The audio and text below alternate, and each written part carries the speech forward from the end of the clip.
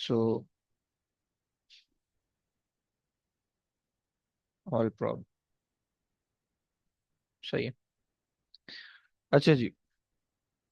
Hall prop का थोड़ा सा एक कॉन्सेप्ट हमारे पास यहाँ पे आता है सिलेबस के अंदर, और थोड़ा बहुत जो है वो हमारे पास जाएगा इलेक्ट्रोमैग्नेटिक इंडक्शन के अंदर भी आएगा। सही है। सो वहाँ पे इसकी ग्राफ वगैरह डिस्कस करेंगे। यहाँ पे इसकी थोड़ी सी जो है ना चार्ज पार्टिकल की मूवमेंट से रिलेटेड हमने कुछ चीज़ें डिस्कस करनी है। सही है। सो अब हमारे पास जो हॉल प्रॉप का सीन होता है, बेसिकली ये एक इंस्ट्रूमेंट होता है, अगर आप इसको समझो तो एक इंस्ट्रूमेंट होता है जो कि मैग्नेटिक फील्ड को मेजर करने के लिए इस्तेमाल होता है। सही है। तो अगर मैं तुम्हें दिखा पाऊँ अपने पास से कुछ हॉल प्रॉप की पिक्चर, सो तुम्हें जो है हॉल प्रॉप बेसिकली इस तरह से दिखेगा। सही हो गया। ये तुम देख सकते हो कि तुम्हारे पास जो है एक मैग्नेट है, और मैग्नेट के बीच में जो है ना इन्होंने हॉल प्रॉप रखा हुआ है, और ये जो है इसकी मैग्नेटिक फील्ड को वोल्टेज की टर्म में मेजर करता है। ओके। सो ये हमारे पास जो है वो हॉल प्रॉप का थोड़ा सा कॉन्सेप्ट है। सही है। और अगर तुम इसके इस पिक्चर को देख लो, सही है, तो तुम्हारे पास जो है सो थोड़ा सा और जो है क्लियर व्यू आ जाएगा एक। सही है। एंड साथ में इसके अंदर जो बेसिकली इसके अंदर जो कॉन्सेप्ट होता है वो यहाँ पे ये इन्होंने बना के दिखाया हुआ है। इसको भी उठा लेते हैं हम अपने पास। सही है। ये दो तीन चीजें हमारे पास काम आ जाएंगी। चलो। सही है। तो जो हमारे पास इंस्ट्रूमेंट था वो हमने यहाँ पे ले लिया। सही है। इस तरह से ये मैग्नेटिक फील्ड को मेजर करता है, और ये आपके पास जो है वो हॉल प्रॉप का इंस्ट्रूमेंट है। सही। पेपर 5 के अंदर जो है ये अक्सर यूज होता है। सही है। तो इसको कैलिब्रेट करके हम यूज करते हैं। सही है। तो इसका जो यूजेज है वो हम जब इंडक्शन पढ़ेंगे तो वहाँ पे चूंकि इसकी थोड़ी सी एक्सप्लेनेशन है, तो हम इसको जो है ना वहाँ पे थोड़ा सा डिटेल में देख लेंगे कि क्या सीन है। सही है। अच्छा जी। अब देखो सीन ये है कि हमारे पास जो है ना ये हॉल प्रॉप, अगर हम समझने की कोशिश करें कि ये काम किस तरह से करता है। सही है। तो वो बेसिकली वो थोड़ा सा कॉन्सेप्ट हमारे पास जो है ना वो यहाँ पे आएगा। सही है। हॉल प्रॉप यहाँ पे मैं आपको ये बता देता हूँ कि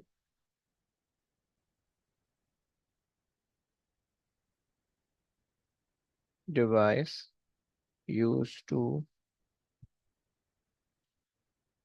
measure the measure the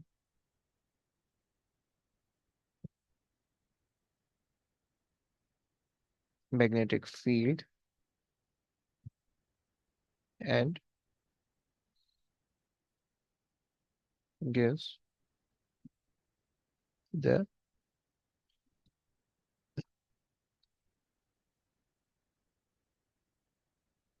output in volts. सही। सो ये हमारे पास जो है वो मैग्नेटिक फील्ड की, मतलब मैग्नेटिक फील्ड को मेजर करती है, और मैग्नेटिक फील्ड को जब वो मेजर करती है तो मैग्नेटिक फील्ड की टर्म में नहीं बताती बल्कि वोल्टेज की टर्म में बताती है। राइट। सो ये हमारे पास है। चलो यूज़ का तरीका भी यहाँ पे लिख देते हैं। सो अगर आप इसको कैलिब्रेशन, राइट। अच्छा, अब देखो प्रॉब्लम ये है कि चूंकि ये आपको मैग्नेटिक फील्ड डायरेक्टली नहीं बता रही है। सही है। और ये आपको इसको इससे मैग्नेटिक फील्ड मेजर करनी है, लेकिन ये वोल्टेज बता रहा है। राइट। तो हम इसको क्या करते हैं, हमारे पास हम जब भी कोई हमारे पास हॉल प्रॉब होता है तो हम उसको कैलिब्रेट करते हैं। कैलिब्रेट करने के तो क्या तरीका होता है, हम इसको जो है ना सबसे पहले देखो ये P5 में अगर तो मैग्नेटिक फील्ड के क्वेश्चन आएंगे P5 में तो उसकी कैलिब्रेशन तुम्हें लाजमी लिखनी होगी। ओके। सो ये P4 के हिसाब से, ये वाला जो कैलिब्रेशन का पॉइंट बता रहा हूँ ये P4 के हिसाब से यूजफुल नहीं है, लेकिन P5 के हिसाब से यूजफुल है। ओके। P4 में थोड़ा बहुत कॉन्सेप्ट इस्तेमाल होगा, P5 में बहुत ज्यादा इस्तेमाल होगा। राइट। सो हम सबसे पहले क्या कहते हैं कि भाई place the Hall probe perpendicular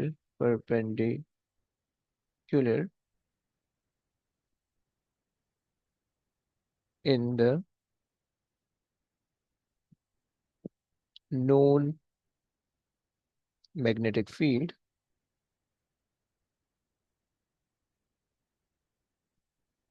magnetic field।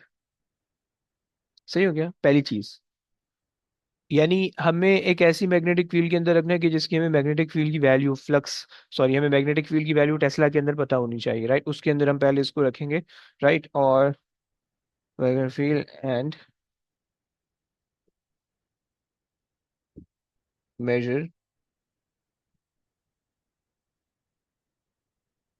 The voltage.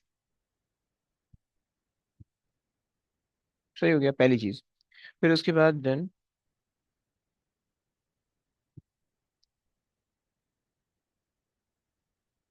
Place it in N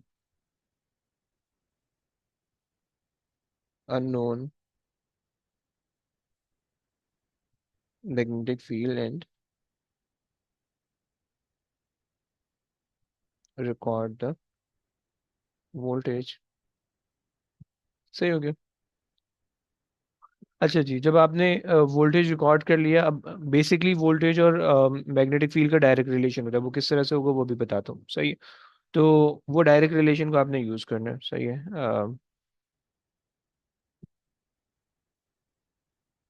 voltage, हम यहाँ पे स्मॉल एच लिखते हैं, that refers Hall voltage, okay? Voltage is directly proportional to magnetic field, okay? So use the relation um, to find ouch to find the unknown or to calculate the unknown magnetic field, right? ये आपके पास हो गया। ये देखो, ये P5 के अंदर important है, P5 के अंदर ये आपको लिखना होगा, सही? P5 के अंदर मतलब मान लो अगर P5 के अंदर तुम्हारे पास कोई मैग्नेटिज्म से रिलेटेड कोई भी क्वेश्चन आता है कि जिसके अंदर तुमने सम व्हाट मैग्नेटिक फील्ड को मेजर करना है, सही है? तो उसके लिए तुम्हें इंस्ट्रूमेंट का नाम पता होना चाहिए, और इस इंस्ट्रूमेंट के लिए तुम्हें कैलिब्रेशन रिक्वायर्ड होगी, तो तुम कैलिब्रेशन किस तरह से करोगे, तुम्हें वो कैलिब्रेशन पता होनी चाहिए, राइट?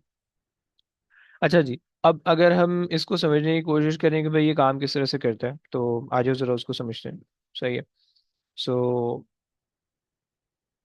ये बेसिकली जो है ना, अगर तुम इस इंस्ट्रूमेंट पे गौर करो, हॉल प्रॉप पे गौर करो, तो ये जो है ना एक मेटल यूज कर रहा है, मेटल स्ट्रिप यूज कर रहा है, राइट? ये मेटल स्ट्रिप है, सही है? सेमीकंडक्टर तुम इसको कह लो, सही है? बिल्कुल मेटालिक नहीं होती, सेमीकंडक्टर होता है, इस तरह से कह लो, सही है? और इसके अंदर हमारे पास जो है हम इसको जो है ना मैग्नेटिक फील्ड के अंदर प्लेस करते हैं। जो हमारे पास मटेरियल है ना, जिसको मैंने वो किया हुआ है, सही, इस मटेरियल को हम मैग्नेटिक फील्ड के अंदर प्लेस करते हैं, और इसके कॉरस्पॉन्डिंग वोल्टेज जो है ना, जो मैग्नेटिक फील्ड होता है उसके कॉरस्पॉन्डिंग वोल्टेज जो है वो हम रिकॉर्ड कर लेते हैं, सही है? तो आ जाओ देखते हैं कि हम इसको इसके अंदर कंडक्टर यूज कर सकते हैं या सेमी कंडक्टर यूज कर सकते हैं, कौन सी चीज़ ज़्यादा हमारे लिए हेल्पफुल होगी उसको भी ज़रा देख लेते हैं, सही है? तो अब हमारे पास जो ये जो मटेरियल है, ये जिस मटेरियल को मैंने ये किया है, सर्कल किया है, ये वाला जो मटेरियल है, सही है? इस मटेरियल को मैं जूम इन करके बना रहा हूँ यहाँ पे, सही है, 3 डायमेंशन में, ताकि तुम्हें समझ में आए। और ये देखो बहुत ज्यादा कॉमन क्वेश्चन है, इसका बहुत बार बार क्वेश्चन आता है, राइट? और ये क्वेश्चन तुम्हें आना चाहिए, सही है? मतलब ये बिल्कुल मार्क्स गेनिंग क्वेश्चन है, सही है? और आराम से हो जाता है, सही हो गया। सो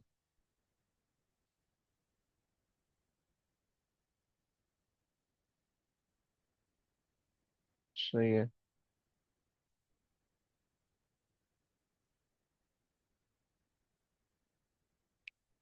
अरे यार, परफेक्ट,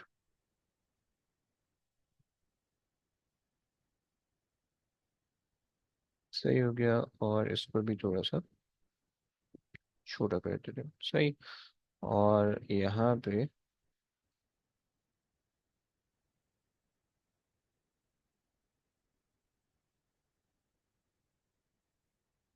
ये एक फेस आ गया, सही है?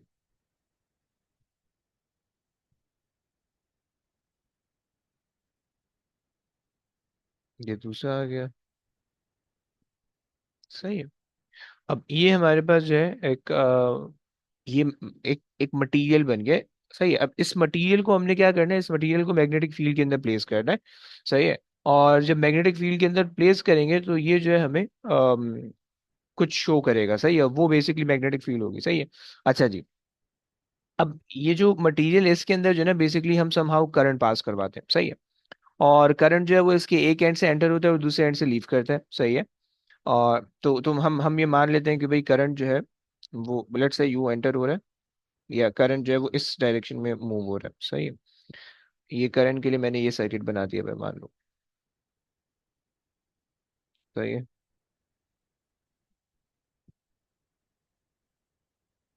ये आ गया, और ये आ गया, सही है। ये बैटरी मैंने लगा दी है, सही है। और यहाँ से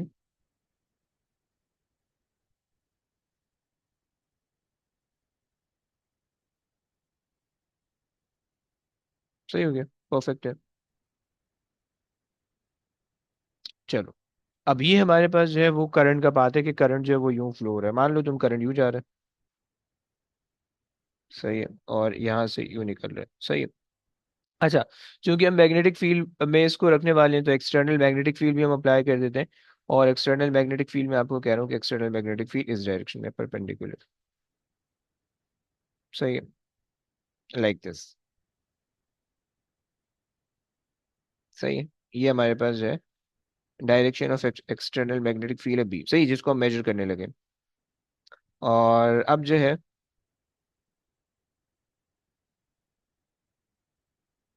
सही, सो करंट की डायरेक्शन भी आ गई और ये सारी चीजें बना दी हैं, सही है। अब होगा क्या, अगर तो तुम, चलो इलेक्ट्रॉन हम ले लेते हैं, सही, इलेक्ट्रॉन जो है वो हमारे पास यहाँ से एंटर होंगे, सही है। इलेक्ट्रॉन यहाँ से एंटर होंगे, सही है।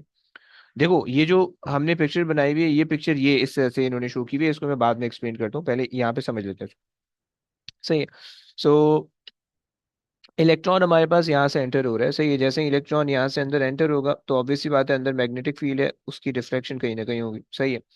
ये हमारे पास इलेक्ट्रॉन एंटर हो रहा है, सही है। अब जरा फिल्मिंग लेफ्ट हैंड रूल इस्तेमाल करो और मुझे ये बताओ कि ये कौन से फेस की तरफ बेंड होगा, सही है। Let's say this is A, B, C, D, okay, and ये हो जाएगा ई, एफ, सही है, और जे, सही, चलो। ये मैंने तुम्हें जो है ना कुछ नाम बता दिए फेसेस के, सही है।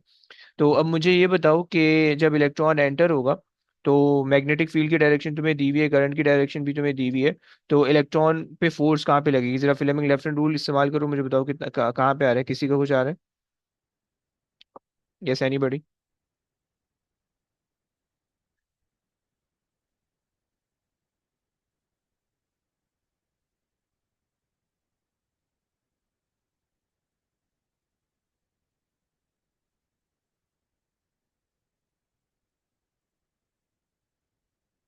कोई कर रहा, नहीं कर रहा, कोई भी नहीं कर रहा, कोई तो कर लो यार। अच्छा जी, इलेक्ट्रॉन की डायरेक्शन जो है वो इस तरफ है, ओके, इलेक्ट्रॉन यू मूव कर रहे हैं, सही है। Magnetic field down the plane है, क्लॉक सॉरी। Clockwise rotation. अबे रोटेशन क्या मतलब, वो बेंड होगा, सिर्फ डिफ्लेक्ट होगा, मतलब क्लॉकवाइज अगर तुम, नहीं एंटी क्लॉकवाइज आ रही है, मतलब जब जैसे ही इलेक्ट्रॉन एंटर होगा तो इलेक्ट्रॉन जो है ना यूं मूव करने लगेगा, इस डायरेक्शन में डिफ्लेक्ट होने लगेगा, समझ लो, अच्छा सर, सही सर। सही है। अगर आप फिल्मिंग लेफ्ट हैंड रूल लगाओ तो मैग्नेटिक फील्ड यहाँ के पास नीचे की तरफ है, सही है। और सेकंड फिंगर आपके सामने होनी चाहिए, सही है। और जो थंब होगा वो आपका एग्जैक्टली इधर आ रहा होगा, राइट, लाइक दिस। तो उस केस के अंदर फिर आपके पास ये आ जाएगा, ये आपके पास आ जाएगा थंब, जो कि आपके मैग्नेटिक फील्ड को रेफर कर रहा होगा, सही है। सो होगा ये कि जैसे ही इलेक्ट्रॉन मूव करना शुरू करेंगे इसके अंदर से, तो इलेक्ट्रॉन जो है वो यहाँ पे स्टोर होना शुरू हो जाएंगे, सही है। सो इलेक्ट्रॉन जो है वो यहाँ पे negative, negative, negative, negative, negative, negative, negative charge store होना शुरू हो जाएंगे, और उसकी वजह से यहाँ पे पॉजिटिव आना शुरू हो जाएंगे, सही है, सही हो गया। सो अब जैसे ही यहाँ पे नेगेटिव और पॉजिटिव चार्जेस स्टोर होना शुरू हो जाएंगे तो इलेक्ट्रिक फील्ड भी बननी शुरू हो जाएगी, सही है। आपको पता है कि इलेक्ट्रिक फील्ड जो होगी वो फिर इस केस के अंदर पॉजिटिव टू नेगेटिव हो जाएगी, लाइक दिस, सही है। ये आपके पास आ जाएगा इलेक्ट्रिक फील्ड, ये आपके पास आ जाएगी इलेक्ट्रिक फील्ड। सही है। हम अभी कल ही पढ़ के आ रहे हैं कि हमने जो है इलेक्ट्रिक फील्ड और मैग्नेटिक फील्ड को कल देखा था एक साथ। सही है। सो ये वही वाला कॉन्सेप्ट आ गया यहाँ पे कि इलेक्ट्रिक फील्ड आपके पास और मैग्नेटिक फील्ड आपके पास क्या हो जाएगी, बराबर हो जाएगी। सही है। तो जब आपके पास इस तरह का सिनेरियो होगा कि जिसके अंदर हमने बेसिकली ये मटेरियल रखा, मटेरियल के अंदर से करंट पास हो रहा है, करंट फ्लो हो रहा है एक्सटर्नल मैग्नेटिक फील्ड के अंदर। जब करंट जैसे ही फ्लो होना शुरू हुआ तो वैसे ही जो है वो इसके अंदर इलेक्ट्रिक फील्ड जनरेट हुई, और इलेक्ट्रिक फील्ड इंक्रीज होती रहेगी क्योंकि चार्जेस जो है वो एक फेज पे जो है नेगेटिव चार्जेस और दूसरे पे पॉजिटिव चार्जेस आने शुरू हो जाएंगे। तो उसकी वजह से आपके पास क्या हो जाएगा, इलेक्ट्रिक फील्ड स्ट्रेंथन होती जाएगी, राइट। और जब आपके पास इलेक्ट्रिक और मैग्नेटिक फील्ड जो है वो इस तरीके से हो जाएंगी कि इस चार्ज पार्टिकल पे फोर्स इक्वल हो जाएगी, तो ये चार्ज पार्टिकल अनडेविएटेड जाना शुरू हो जाएगा, ये चार्ज पार्टिकल फिर बाहर जाना शुरू हो जाएगा। तो वो फील्ड जो है, यानी वो वैल्यू जो होगी वो आपकी मैग्नेटिक फील्ड की वैल्यू होगी, और उस वैल्यू पे जो है ना आप वोल्टेज निकाल लोगे। सो वोल्टेज के लिए हम यहाँ पे एक अदद लगा देते हैं, वोल्ट मीटर। सही है। ये आ जाएगा इधर वोल्ट मीटर। सही है। देखो ये सब चीजें जो है ना तुम्हें बनानी होंगी। सही है कि वोल्ट मीटर तुम कौन कौन से फेस पे लगाओगे। सही है। सो वोल्ट मीटर जो है वो हमने इधर लगा दिया है। सही है। और ये जो है,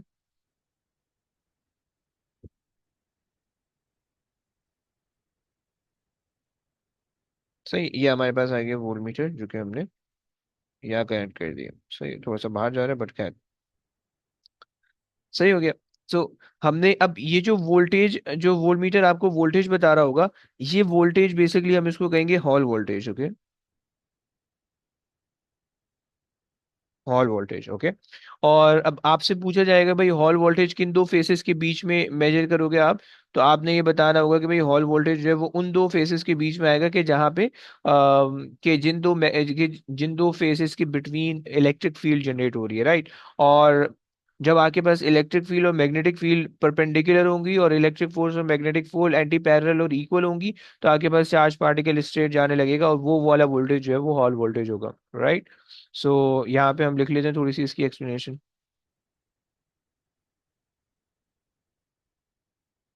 when charge particle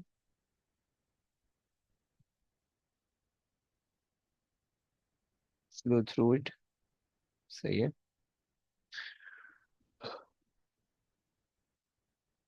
due to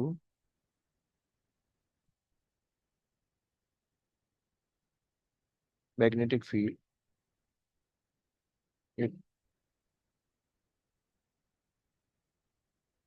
remain on face face A D. सही है। Face A D, right. And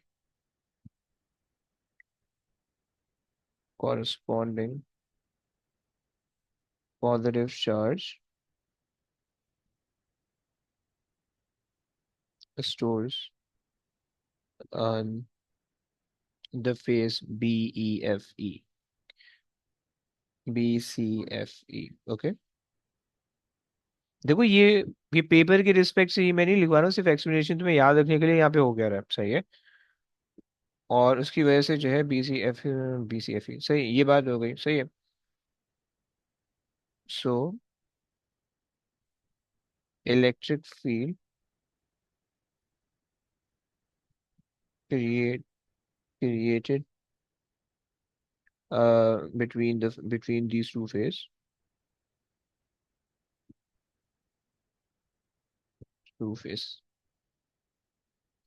सही हो गया, यहाँ तक हमें पता चल गया। अच्छा जनाब, अब वो इलेक्ट्रिक फील्ड और मैग्नेटिक फील्ड जब एंटी पैरेलल हो जाएंगी और फोर्सेस, सॉरी, इलेक्ट्रिक फील्ड और मैग्नेटिक फील्ड परपेंडिकुलर होंगी और फोर्सेस एंटी पैरेलल होंगी। सही है। सो आपके पास जो है जो वोल्टेज आएगा वो आपके पास जो है हॉल वोल्टेज होगा। सही है। सो आप कह दो when fields are normal and force are anti parallel, um, so the voltage um, across these two phase are, phases are is, come on मिट जाना, is measured as hall voltage, right. ये तुम्हारे पास जो है वैसी एक्सप्लेनेशन हो गई, सही है। तो आपके पास सबसे पहले चार्ज पार्टिकल जाना शुरू होंगे। चार्ज पार्टिकल चूंकि मैग्नेटिक फील्ड के अंदर से पास होंगे तो वो डिफ्लेक्शन स्टार्ट हो जाएगी। जब वो डिफ्लेक्ट होंगे तो एक तरफ नेगेटिव चार्ज, दूसरी तरफ पॉजिटिव चार्ज आ जाएंगे। उसकी वजह से जो है वो आपके पास इलेक्ट्रिक फील्ड जनरेट हो जाएगी इनसाइड दिस मटेरियल। और जब वो इलेक्ट्रिक फील्ड और magnetic field normal to each other होंगी, यानी परपेंडिकुलर टू ईच अदर होंगी, और इलेक्ट्रिक फोर्स और मैग्नेटिक फोर्स एंटी पैरेलल होंगी, तो आपके पास जो है क्या होगा, तो आपके पास जो है वो चार्ज पार्टिकल बिल्कुल वो फिर कहीं डिफ्लेक्ट नहीं होगा, फिर वो स्ट्रेट अवे चले जाएगा, जैसे हमने वेलोसिटी सिलेक्शन के अंदर कॉन्सेप्ट देखा था। ओके। और उसके उस वोल्टेज पे जो है ना, हम हमारे पास, या उस पॉइंट पे हमारे पास जो भी वोल्टेज आ रहा होगा, हम उस वोल्टेज को जो है वो उस वोल्टेज को जो है वो हम फिर जो है ना वो हॉल वोल्टेज के नाम से दे रहे होंगे, सही है। तो यहाँ तक तो हमारे पास इसकी बात हो गई। अच्छा जनाब, अब अगर तुम इस पिक्चर को देखो, इसको अगर हम कॉपी करके पेस्ट करें नीचे, पेस्ट, सही है। सो अब अगर तुम इसको यहाँ पे देखो, इन्होंने थोड़ा सा साफ सुथरे तरीके से दिखाया है, सही है, कि आपके पास जो है हॉल वोल्टेज इन्होंने उन दोनों फेसेस के बिटवीन लिया हुआ है, कि जहाँ पे आपके पास जहाँ पे आपके पास चार्जेस स्टोर हो रहे हैं और इलेक्ट्रिक फील्ड जनरेट हो रही है, मैग्नेटिक फील्ड एग्जैक्टली आप कह लो मटेरियल के परपेंडिकुलर है, सही है। और इन्होंने आपको यहाँ पे दो चीजें बना के दी हुई है। ये जो एक नेगेटिव चार्ज पार्टिकल है जो कि पास हो रहा है, सही है। तो अच्छा, ये डायरेक्शन ऑफ करंट इन्होंने दी हुई है। कम ऑन, सही है। सो ये आपके पास आ जाएगी डायरेक्शन ऑफ करंट, सही है। सही हो गया ना, इन्होंने सारी चीजें मेंशन की हुई है कि करंट जो है वो इसके ऑपोजिट जो है वो इलेक्ट्रॉन फ्लो का, ब्ला ब्ला ब्ला। एंड अब इलेक्ट्रॉन पे जो है ना दो फोर्सेस लग रही हैं, एक इलेक्ट्रिक फोर्स और मैग्नेटिक फोर्स, और इन्होंने इनका इसका फॉर्मूला भी मेंशन कर दिया हुआ है, सही है। ओके। सो फोर्सेस एग्जैक्टली एंटी पैरेलल लग रही है, राइट। इलेक्ट्रिक फोर्स देख लो और मैग्नेटिक फोर्स देख लो, दोनों बिल्कुल ऑपोजिट डायरेक्शन में एंटी पैरेलल हो गई, सही है। इक्वल इन मैग्नीट्यूड हो जाएंगी, ऑपोजिट इन डायरेक्शन हो जाएंगी, तो charge particle Newton first law के हिसाब से बिल्कुल सीधा सीधा चले जाएगा विद द वेलोसिटी वी, जिसकी जिससे वो आ रहा था, राइट। और ये ड्रिफ्ट वेलोसिटी है जिसको तुम एएस के अंदर पढ़ के आ रहे हो, I is equal to NA/Q/V/d। Okay. और जो ड्रिफ्ट वेलोसिटी तुम पढ़ते थे, ये वो वाली वेलोसिटी, और इस वेलोसिटी से चार्ज पार्टिकल मूव होके आ जाएगा, सही है।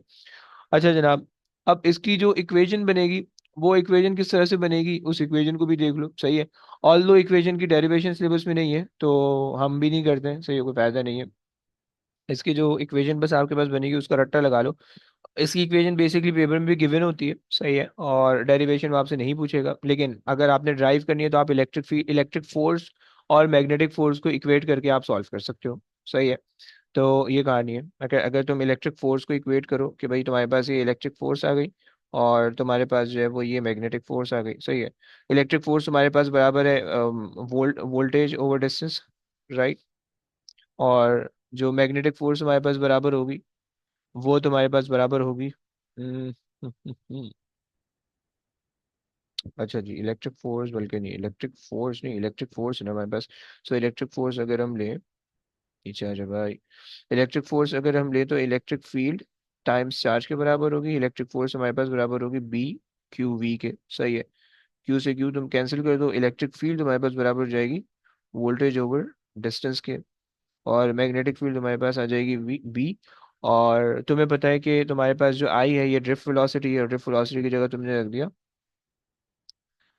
ये इसी फॉर्मूले में से तुमने जो है ना V को सब्जेक्ट बनाया, और I/NA/Q नीचे तुमने रख दिया। सो I/NA/Q तुमने यहाँ पे नीचे रख दिया, right.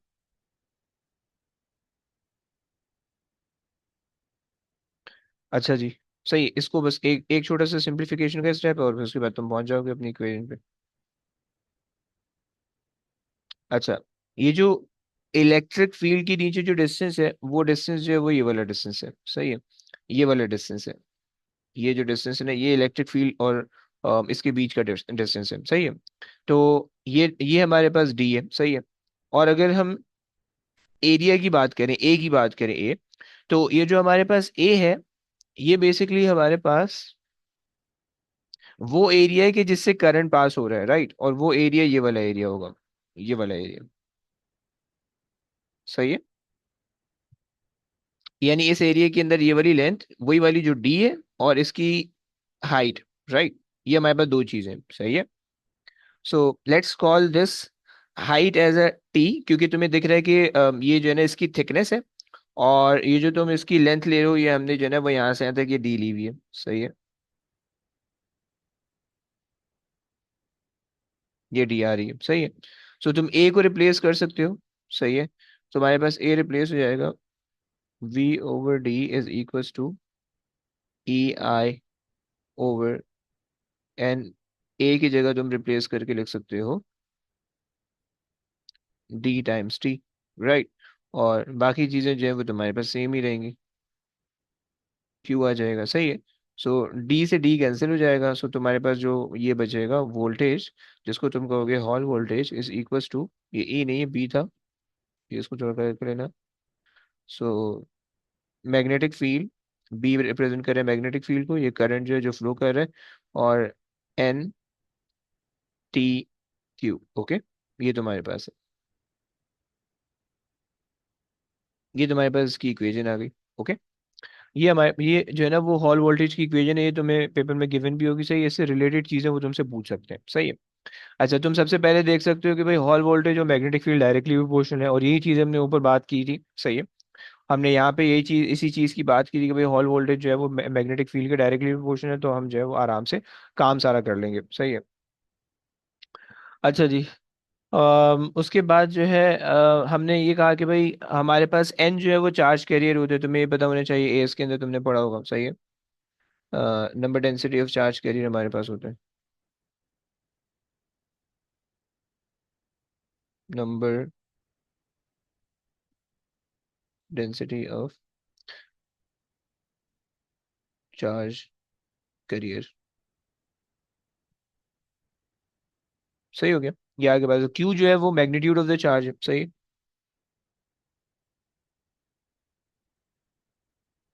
Magnitude of charge, okay. And देखो ये जो टी है ना, इस टी के बारे में वो बहुत दफा पूछ लेते हैं, ओके। तो टी तुम्हें पता होना चाहिए कि T is a thickness, okay.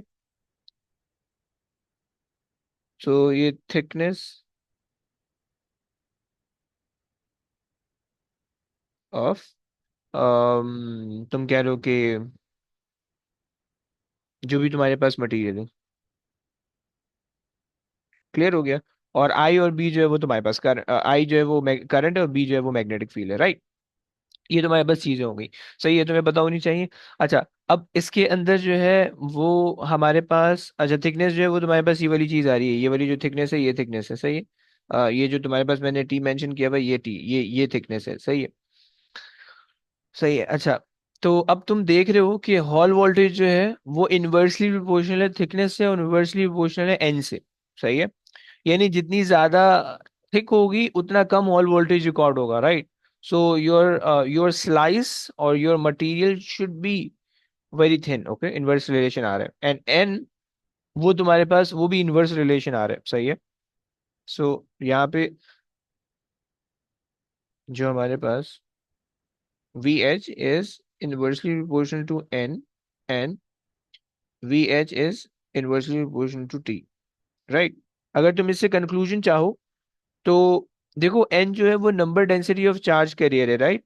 और number density of charge carrier का मतलब है कि भाई कितने चार्ज जो है वो आपको करंट के अंदर, यानी करंट के अंदर अवेलेबल होंगे। अगर आपके पास एक कंडक्टर है, तो कंडक्टर के अंदर ऑब्वियस सी बात है एन ज्यादा होते हैं, राइट। बट हमें कंडक्टर नहीं चाहिए, हमें एन ज्यादा नहीं चाहिए, हमें एन कम चाहिए, ताकि हमारे पास वोल्टेज ज्यादा आ जाए, ओके। सो इस वजह से जो है ना वो हम याद रखना सेमीकंडक्टर यूज करते हैं, वो तुमसे पूछ भी सकता है, ओके।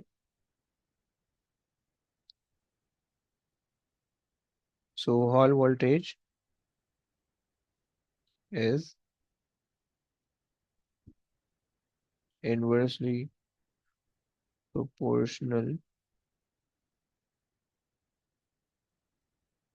To N. सही है, ये बात हो गई। So lesser N makes up more, makes up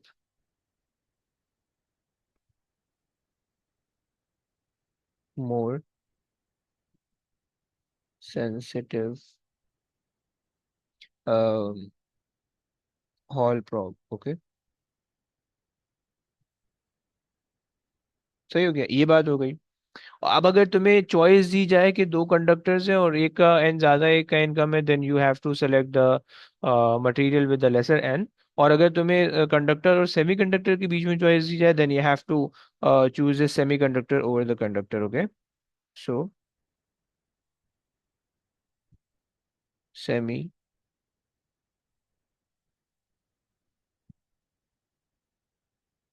conductor would be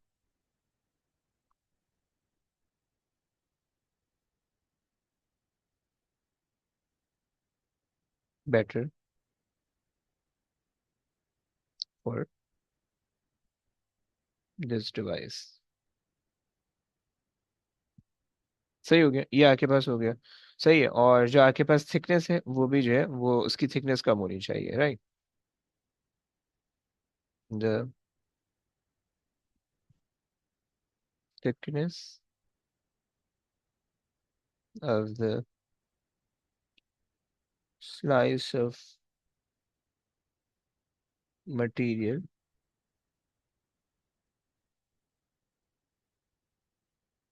should be lesser। सही है। सो ये दो चीजें जिसकी वजह से जो है ना तुम सेंसिटिव जो है वो बना सकते हो, बस सेंसिटिव हॉल प्रॉब जो है वो तुम बना सकते हो। क्लियर हो गया। सो यहाँ तक हमने बात कर ली। अच्छा जी, अब आ जाओ थोड़ा सा अगर हम इसको आगे लेके चलते हैं। यहाँ तक तो हमारे पास जितनी भी बातें थी, सही है, वो सारी की सारी हमारे पास रिलेटेड थी चार्ज पार्टिकल से, मूविंग चार्ज पार्टिकल से। सही है, और हमने बेसिकली मूविंग चार्ज पार्टिकल के तीन कॉन्सेप्ट पढ़े हैं। सही है, अगर तुम उस मूविंग चार्ज पार्टिकल को देखो तो वो मूविंग चार्ज पार्टिकल या तो जो है सिर्फ और सिर्फ मैग्नेटिक फील्ड के अंदर एंटर होगा। सही है, तो हमने ये देखा कि भाई उस मूविंग चार्ज पार्टिकल पे कितनी मैग्नेटिक फील्ड एक्सर्ट होगी, वो हमने यहाँ पे देख लिया कि उस मैग्नेटिक फील्ड और मैग्नेटिक फोर्स का ये रिलेशन होता है, right. So if a particle enters in a magnetic field, so उसका पाथ क्या होगा वो बता दिया था। सही है, और वो उसके ऊपर कितनी मैग्नेटिक फील्ड एक्सर्ट होगी, कितनी मैग्नेटिक फोर्स एक्सर्ट होगी, वो हमने डिस्कस कर लिया था, राइट। और ये यहाँ पे जो है हमने फ्लेमिंग लेफ्ट हैंड रूल लगा के हमने ये चीजें देख ली थी। ओके, अच्छा, ये प्लीज कीप इन माइंड कि जो वी साइन थीटा है मैग्नेटिक फील्ड और वेलोसिटी के बीच का एंगल है ये। ओके, सो इसको बस सिर्फ याद रखना। सही है, angle between the field and the velocity, right, ये तुम्हें याद होना चाहिए। अच्छा जनाब, और फिर उसके बाद जो है वो हमने ये कहा था कि भाई अब ये जो आर्क ऑफ द सर्किल, ये सर्कुलर मोशन में इसलिए परफॉर्म कर रहा है because magnetic force provide the centripetal force, right, हमने ये बात की। और फिर उसके बाद जो है वो हमने डिराइव कर लिया था कि भाई अगर मैग्नेटिक फोर्स है वो सेंट्रीपिटल फोर्स प्रोवाइड कर रही है, तो वो जो सर्किल बनेगा, ये लाइक जो जो पार्टिकल मैग्नेटिक फील्ड के अंदर एंटर हो रहा है और वो पूरा सर्किल बनाएगा, तो उस सर्किल का रेडियस हम कैसे निकालेंगे। सही है, तो उस रेडियस को निकालने के लिए हमने ये फॉर्मूला बता दिया था। सही है, हमने ये फॉर्मूला डिराइव कर लिया था, ये बहुत दफा आएगा पेपर में, तो इसको तुम्हें पता होना चाहिए। ओके, और फिर उसके बाद हमने ये भी देख लिया था कि भाई अगर हमारे पास पार्टिकल जो है वो इसी के अंदर मूव कर रहा है तो उसका क्या टाइम पीरियड होगा उस सर्कुलर पाथ का या उस सर्कुलर आर्क का। सही है, तो उसके लिए हमने ये दूसरा फॉर्मूला देख लिया था। सही हो गया। फिर उसके बाद हमने कुछ ग्राफ वगैरह देख लिए थे इसी के रिलेशन से रिलेटेड। फिर उसके बाद हम आ गए थे कि भाई हमने पहले तो यहाँ पे काम किया था सिर्फ इलेक्ट्रिक मैग्नेटिक फील्ड को लेके, फिर हमने जो है इलेक्ट्रिक फील्ड और मैग्नेटिक फील्ड को एक साथ अप्लाई किया, राइट। और हमने ये देखा कि भाई हमारे पास जो है ना वो इससे पार्टिकल डिफ्लेक्शन खत्म हो सकती है। अगर एक पार्टिकल इलेक्ट्रिक फील्ड की वजह से डिफ्लेक्ट हो रहा था और इसी वजह से एक पार्टिकल मैग्नेटिक फील्ड में भी डिफ्लेक्ट हो रहा था, राइट, तो हमने इलेक्ट्रिक फील्ड और मैग्नेटिक फील्ड को एक साथ इस तरह से लगाया परपेंडिकुलर कि हमारे पास इलेक्ट्रिक फोर्स और मैग्नेटिक फोर्स जो है वो एग्जैक्टली बिल्कुल जो है ना वो एक दूसरे के एंटी पैरेलल हो गई, राइट। कि मतलब इलेक्ट्रिक फोर्स जो है वो तुम्हारे पास इधर आ गई, अगर तुम इस चार्ज पार्टिकल को कंसिडर करो कल वाली एग्जांपल, सो यहाँ पे तुम्हारे पास आ जाएगी इलेक्ट्रिक फोर्स और यहाँ पे तुम्हारे पास आ जाएगी मैग्नेटिक फोर्स, राइट।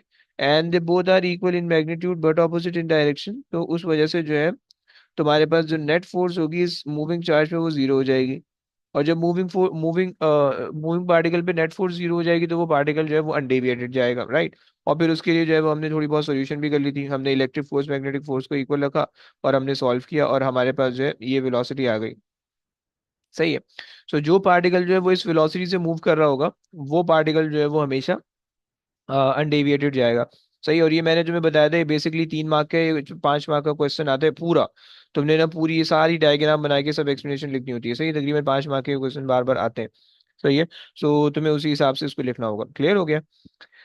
अच्छा जनाब, फिर उसके बाद जो है वो हमने आखिरी कल की क्लास में डिस्कस किया था कि अगर हमारे पास एक चार्ज पार्टिकल मूव कर रहा होगा और वो चार्ज पार्टिकल वेलोसिटी सिलेक्शन के अंदर है, तो सिर्फ और सिर्फ वेलोसिटी का एक फैक्टर, क्योंकि अगर तुम इस इक्वेशन के अंदर देखो, तो इस इक्वेशन के अंदर मास और चार्ज दोनों नहीं है, सिर्फ और सिर्फ वेलोसिटी का फैक्टर है, राइट। सो अगर तुम वेलोसिटी इंक्रीज करोगे, so velocity is directly proportional to force, magnetic force उस पर ज्यादा एक्सर्ट होगी और वो मैग्नेटिक फोर्स की डायरेक्शन में अब मूव करने लगेगा, राइट। तो वो डिफ्लेक्शन उस पे शो कर देगा। सही। ये हमने कल की क्लास एंड की थी, यहाँ से आगे जो है वो हमने हॉल प्रॉब्लम डिस्कस कर लिया। सही है।